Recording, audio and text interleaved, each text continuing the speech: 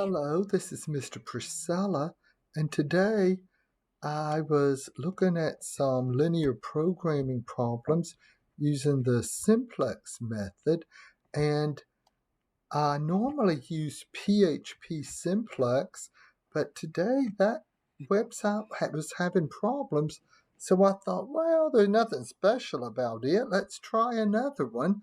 So I did a Google search for linear programming calculators, and the one that I like is pmcalculators. And so whether you can just click here, or maybe you're like one of the other ones. The one you use for doing these homework problems really doesn't matter. On the test, there won't be any problems where you have to go through every step like that. So it's not my intention that you do this problem by hand. You certainly can if you want to, but I want to demonstrate pmcalculators.com, and this is a free website, so that means there's going to be some ads, unfortunately. But you come over here, and we're doing linear programming. So say linear programming, and you have your choice. You could do a graphical method problem, or I'm going to do a simplex method problem right now, okay? But the big M we're not going to be using in this course. That's for some minimization problems. So I'm going to click right here, and oops, we're using the free version, which will let us use up to 20 variables, but the ones I'm doing right now only has 3 variables. There's none in this course with more than 20. There's none with 10, but still. It says maximize this function subject to these 2 constraints, plus we have the non-negativity constraints that the variables can't be negative. So I'm going to go and enter this problem over here in what's that? Yeah, PM calculator. So how many variables did we have? Well, there were 3 variables, x1, x2, x3. And then do y'all remember how many constraints there were? There were 2 of them. 1, 2. The non-negativity we just assume. So 2 constraints. Look how nice this is. Okay. If maximize, that's what we're doing. And let's type in. Am I remembering it? It was it 4x1 plus 4x2 minus 8x3. So that's plus a negative 8x3. 4, negative 8. Yeah, okay. Now let's put in those other 2 constraints.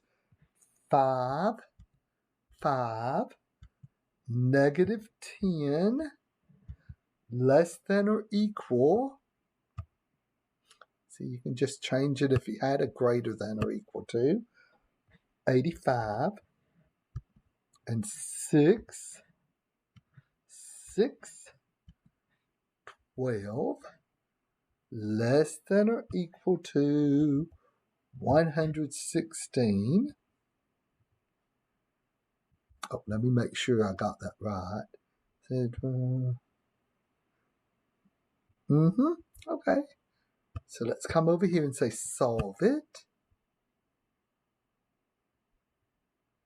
And it goes through setting up the slack variables, showing a fancy matrix. And then here's where the answer appears. The optimal value of z is 68. And then we're told x1 is 17, x2 is 0, s1 is 0, and s2 is 14. I wrote that down because I probably wouldn't remember all of it. So this is treating x2 as a non-basic variable. Well, non-basic variables are the ones where you set to 0 and x2, the answer did say 0. What about that maximum value? The maximum value is 68. X1 was 17. X3, I didn't write down X3. So let me look again over here. What was, oh, get rid of this. Oh, X3 was 0 also. Okay, maybe that's why I didn't write it down. I thought I'd remember it. S1 is 0 and S2 is 14. So let's check this answer. See how nice that was? This might become my favorite linear programming website. Now, give me a moment. Let me find a graphical one. This is pmcalculator.com, and you're choosing linear programming. But again, there's just a whole slew of linear programming calculators that you can use online.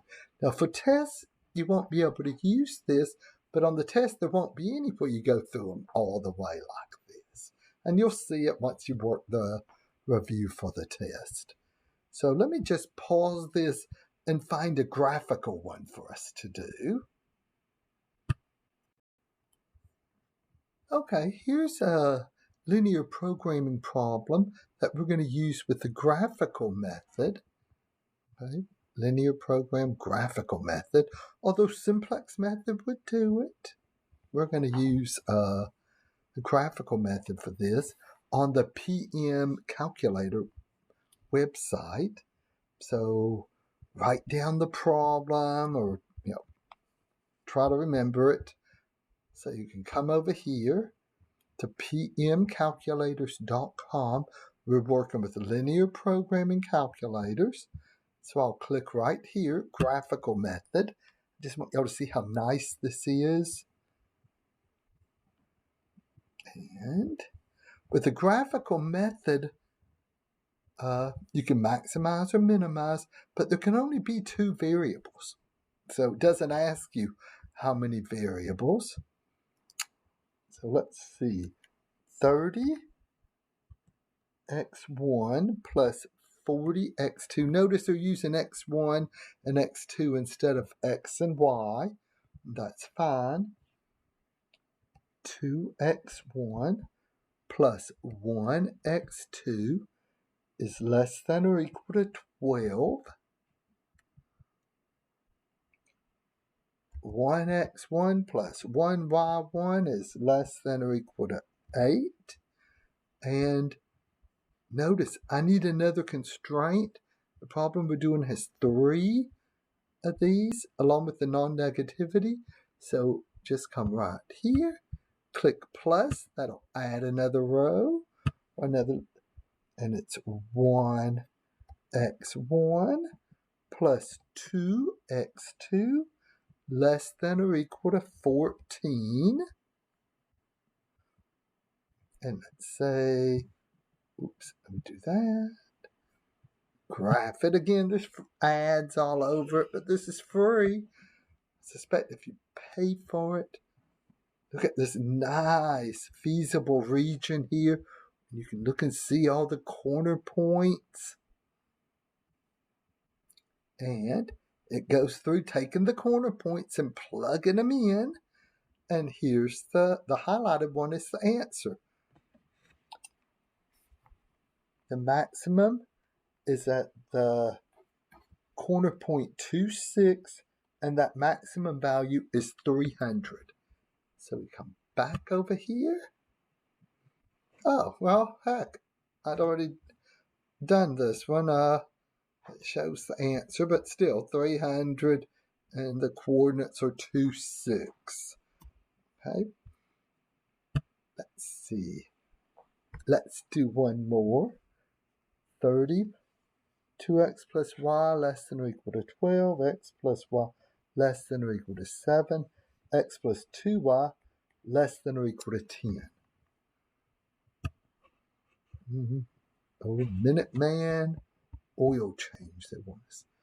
Let's come up here and start all over. Another graphical. And again, you might find one that you like better than this, or PHP simplex. Let's see, it's 30 and 40,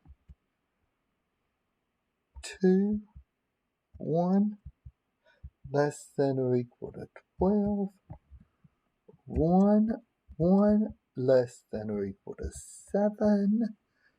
Gotta add another row, or another constraint. 1, 2, less than or equal to 10. Now let's tell it to graph it.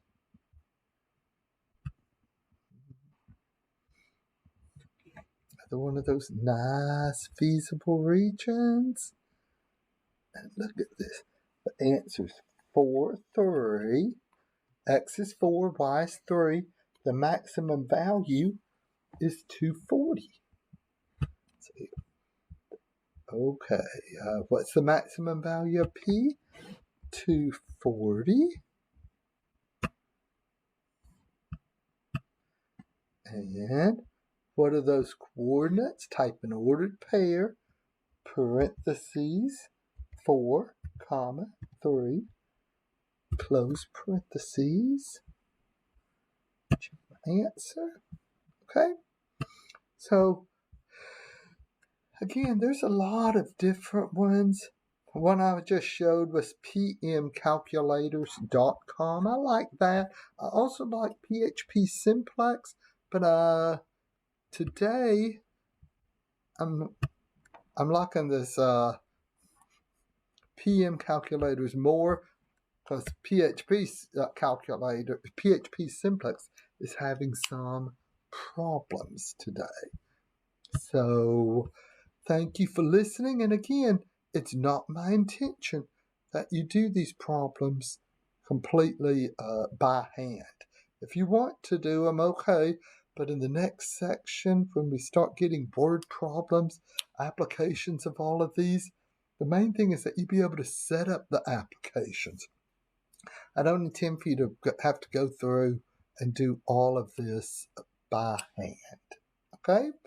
Well, y'all have a good day, and thank you for listening.